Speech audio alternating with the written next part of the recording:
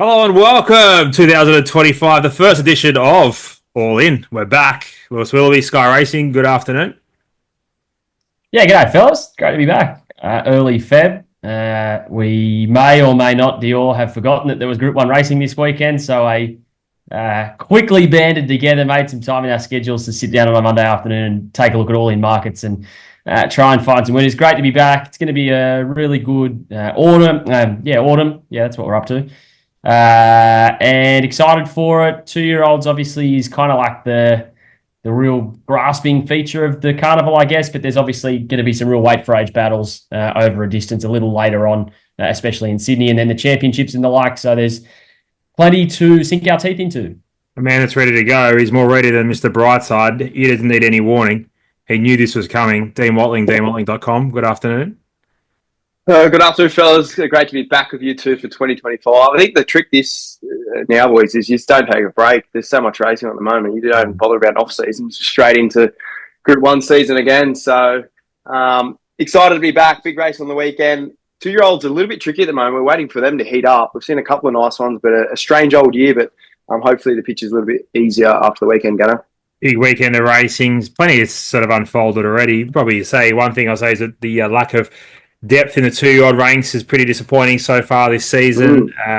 We'll touch on that as we tackle the Blue Diamond, Lightning Stakes, and Oakley Plate future plays we'll do after the CF4 and sort of beyond of our plays this weekend, guys. But before we go straight into the CF4 Stakes, kicking off the year, anything of note other than the lack of depth in the 2-year-olds, Lou, that you've noticed in racing?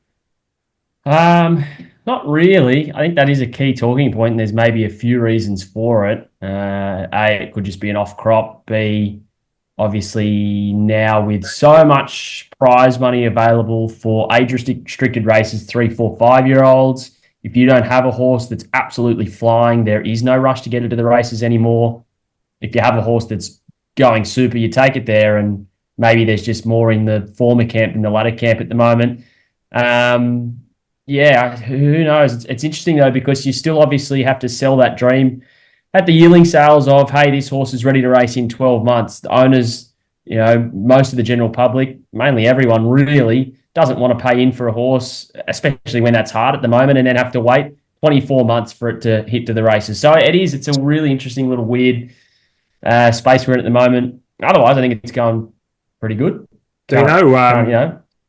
I know you've sort of been a little bit vocal in regards to the depth of jockeys, and especially New South Wales, and when J-Mac goes away, the effect that has. What's your take on sort of where we're at with that?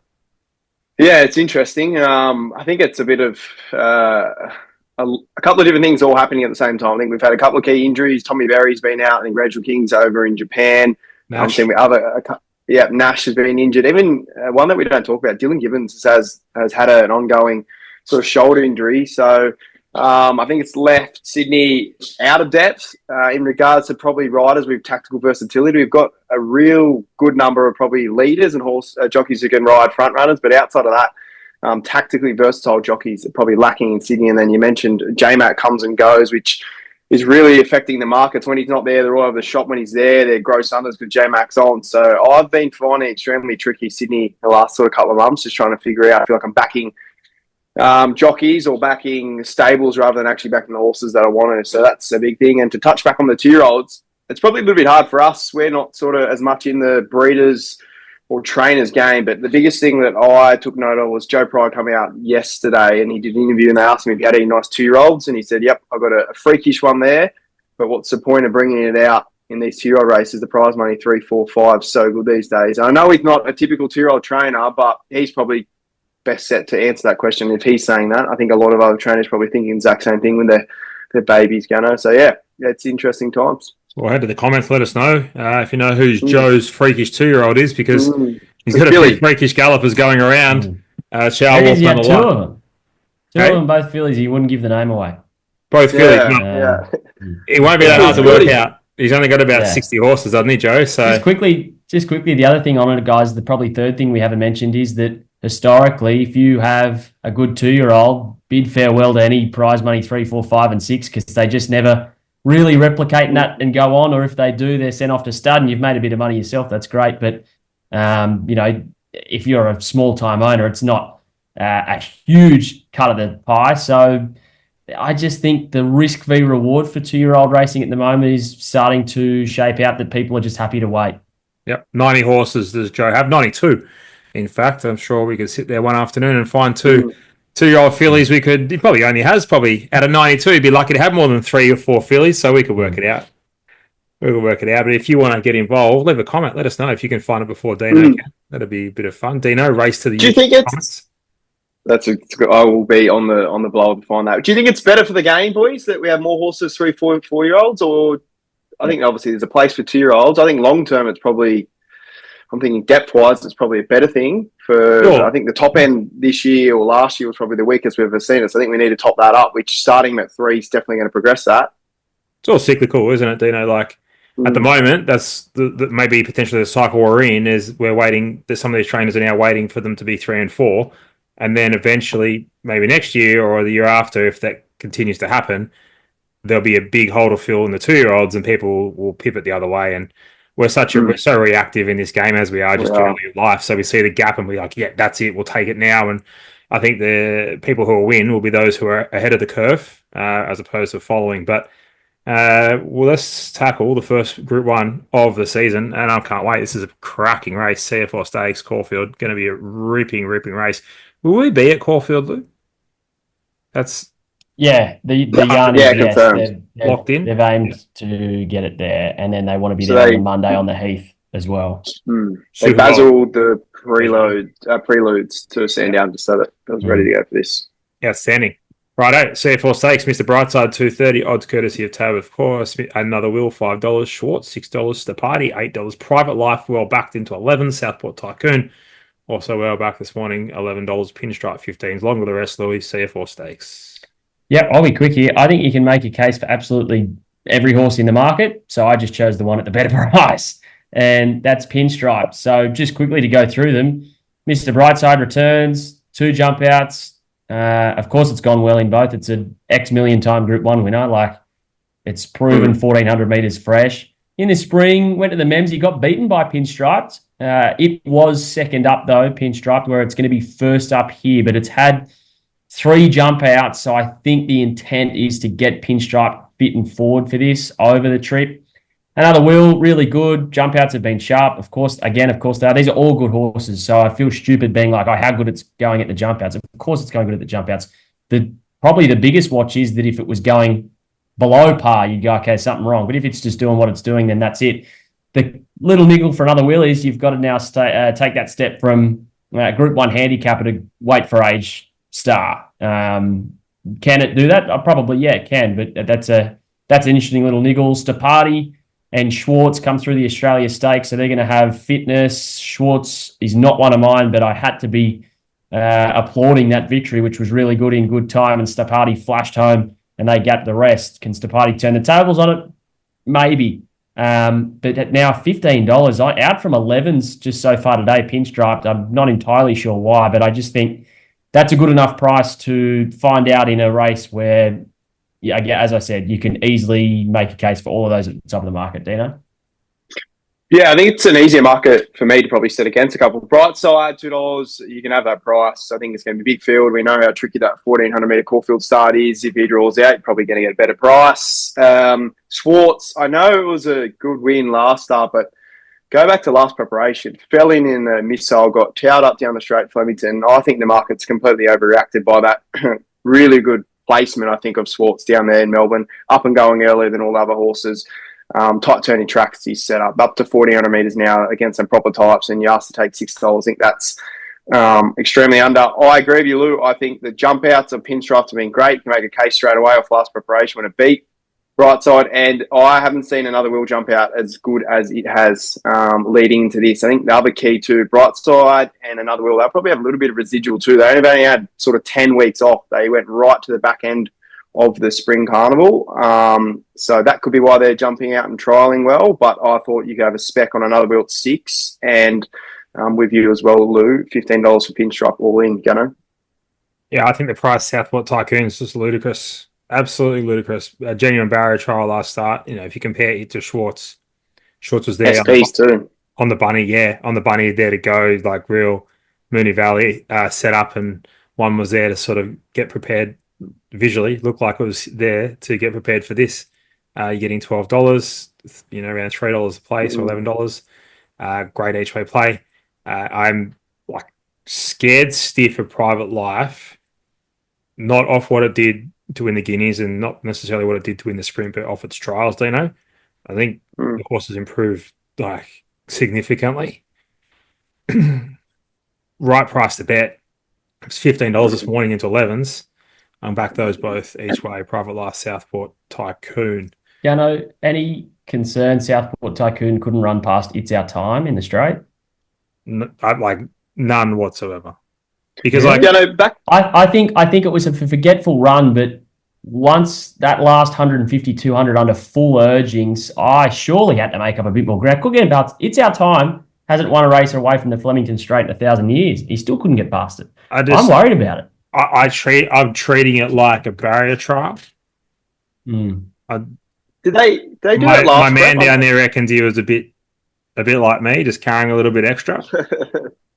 Needed the run, cult too, isn't he? And he'll be cherry ripe. He's 2 wins, second up. I mean, we may have been sort of fooled into a false sense of bollogging here that his first up run last preparation, he's going to go out and repeat that. Was that the Manicato?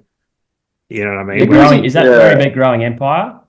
Yeah, I think. Yeah, that might have even been off a actually. That was second up off a freshen, I believe. Yeah. But my thing is, you're not going to repeat that. You're not going to repeat that. But he didn't even get to half of that, I thought. So he was, and then I'm just going back now. He was fifth to Jolly Star, went around like a busted in the Show County, and then had that trial, which was a bit of that was August, then went September, then went late September. So it was a full month sort of freshen. So I just got this feeling, Lou. It's got this feeling that I'll give you this. Any other stable, I'd absolutely put the pen in it. Well, he's not $50 either. So that's true. He's 12. I think the comparison you can draw is last prep they sent him around that Show County 1200. He couldn't beat home. Democracy Manifest Fierce and now Kobe's son. Yeah. Then comes out to win. Those horses wouldn't win a meat raffle with all the tickets. Albeit then a Manicato probably doesn't stack up bar Growing Empire in the spring, but then he's run in the Golden Eagle back to the inside. Like I can see why people go either way. He's a good horse. He's a good horse. This is a good horse's race. Look through. Could be somewhat D-Day. Yeah, you're right. Like for this preparation, he's done. Yeah. And he's still are they gonna sprint with him, or are they gonna? They're gonna try and win a Group 1 CF4 stakes. Yeah, because he's obviously bought by Qatar Bloodstock, win start, etc. Now, I know that's the only thing you got to worry about if he's coldy tendencies this preparation. Mate, no one's got more coldy tendencies than you, so we'll take all your advice on that. Never seen a man take more mirror selfies than one Dean Watling, Louis. I can't subscribe from his Instagram. It's getting too much. Oh, please. All right, we're heading to Randwick, Inglis Millennium, price tag $3.50 within the law $4.50. Rivellino. J-Mac was on a recent trial, looked pretty good. $6. Open Secret, $8. Cobra Club. Greg Norman, King Cobra, $11. $15 for everything else. And I look at this race and I just think, well, none of these will be in the Golden Slipper, Lou. Dino, we'll go to you. Well, they might be, though. Is the problem. Oh, yeah. Might only be 10 turn up in the Slipper this year. Who else is going to run in it? Well, the Slipper might be the easiest race to dissect in the last 6 months, honestly, if we get there. Might be a breath of fresh air.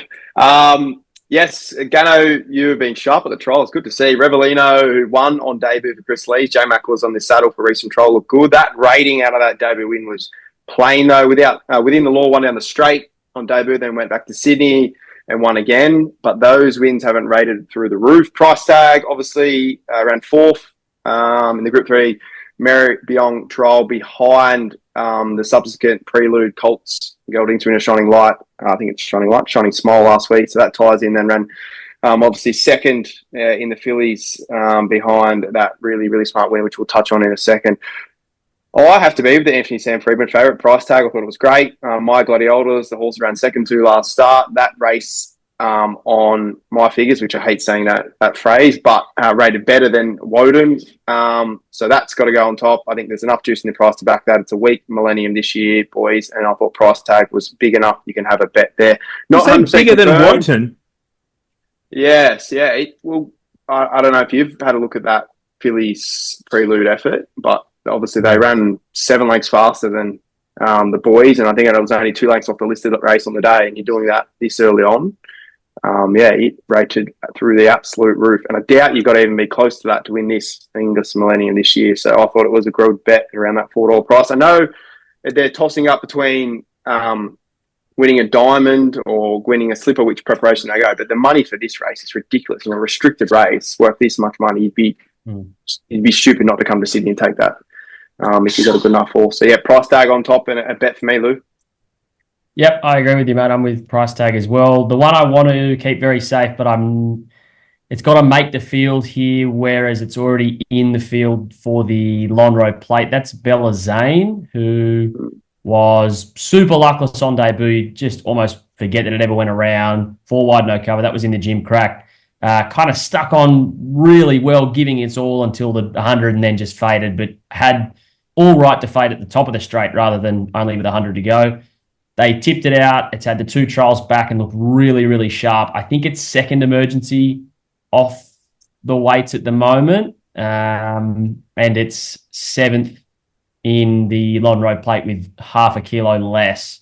So probably, even though it's a week, like I doubt anything scratches in the Millennium unless there's a serious issue, right? Because it's just such good prize money. So I'd maybe have something on it because I don't know. How does it work? Do you get your money back? No, it's an all-in. No. Right. So I think it's still maybe worth speccing in case only 2 need to come out, but it's also in the Lonhro Plate at a handy enough price as well. So just Bella Zane, maybe have something on it on both races. But yeah, price tag definitely the one to beat. Beautiful. Love it. Bella Zane was good at the trials, wasn't it? Revelino in behind him, pretty good through the line. Riverlino came out and beat Magic Man on debut. The Magic Man ran Wadton to, I think it was 4 lengths. Riverlino beat the Magic Man by just call it nearly 2. So you could half tie that in. Goes to trials, probably looks better at the trials. I'd imagine Osman off, J-Mac on, I think. I think you'll see, I'm assuming J-Mac's riding. Have you got confirmation of that? Or am I just making things up? No, I assume he is. When's he going to Riyadh? Actually. The Saudi World Cup. I don't think that's till later this month. Don't worry about it. I think it's a good bet, Riverlino. I think the horse is flying. If you can tie in that Wadton form. And $6 first $3.50. I think there's a lot between those 2 horses, price tag and Riverlino. And I'll just take the value play. Sorry, Lou, I missed that. What was that? He's in Riyadh on the 22nd of Feb, so we got a couple of weeks at J-Mac until he jets off again. In where? Riyadh, mate. It's on the dirt, Saudi World Cup. I love that he says the mate at the end, like, as if you don't know. Come on. Yeah. That's like morning line sort of territory, mate. Yeah, mate. We'll cover it too, don't you worry. Oh, you will. Have someone on the ground. You're the best in the business. Right, let's go to the Eskimo Prince Stakes. Gatsby's. Oh, I thought I tried all right. Dino, $2.80. Linebacker, $3.50. Hopefully he's sorted his issues out. Mayfair, $5. He's darn hot too. $8. Just Party, $8. Public Attention, $11. Snow in May, $11. Longer the rest, Dino. Yep, like this race. To start with, what I mentioned, Advark's in this lineup. I think transferred from the Corsons to Waterhouse and Bott now. Yeah. Tried up well. So I thought that was interesting the other day. That's off the top. We've got a couple of horses, race fitness. He's done hot too as the race fitness. A couple of others, Snowy May. Comes off the trials. Highway Strip's been going well. But I think the market's got this bang on. There's 3 that can probably win the race, and that's Gatsby's, Linebacker, and Mayfair. I was somewhat not overly or hugely concerned by the trials of Mayfair. Just gave the impression that probably needs 14, 16, and that camp at the moment aren't going the best. So I was happy to risk it. Racing 2 between the top 2 in the market. Linebacker was great first trial. Obviously, Gelder in this preparation.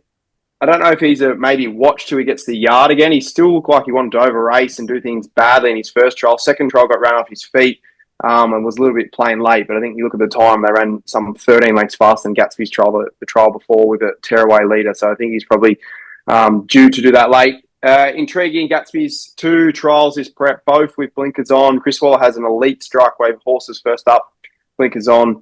And that horse ran within 3 lengths of Switzerland in the Coolmore. I think the more and more you watch that Group 1 Coolmore run down the straight, that was a really, really big effort. I thought that was outside of the winner, one of the runs of the day. So if J-Max on, if they draw a good gate, first up, Chris Waller blinkers on, I think it'll start sub $2.50. So I thought Gatsby's was the bet here in Eskimo Prinsloo.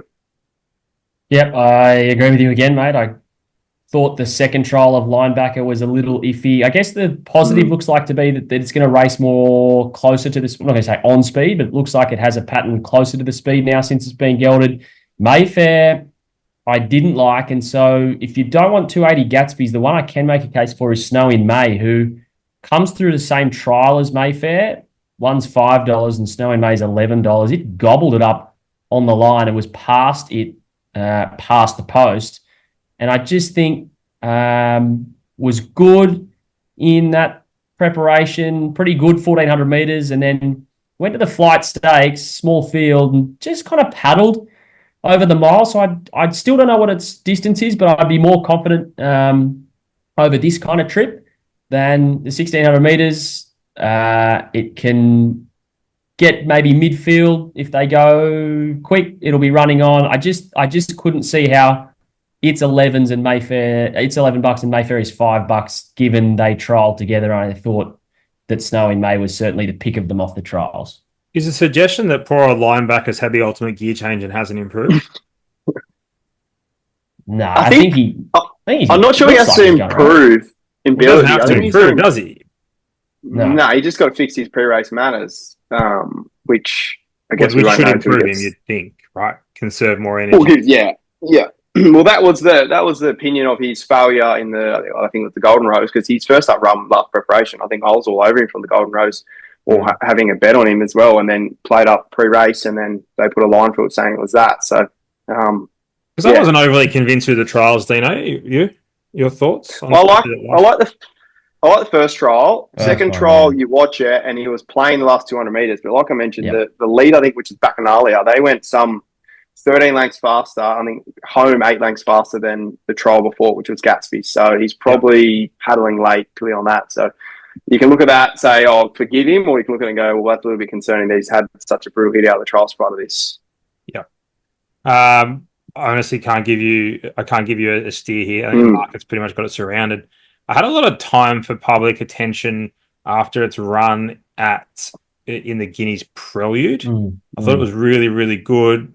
It was half spec'd in the Caulfield Guineas there, but not really. I think it's a horse with a bit of potential. If it's improved, then I think it's a chance around the $11 mark. I agree with Louis. Snow in May maybe wants closer to a mile. I think both those horses probably want the mile to produce their best. So that's why we're probably getting such a good price. Found the race almost impossible. I think if the best version of linebacker turns up and he has taken, like, let's say, half a length improvement and he's a bit more switched on, then he could win the race. But you only get $3.50 to find out on a Monday.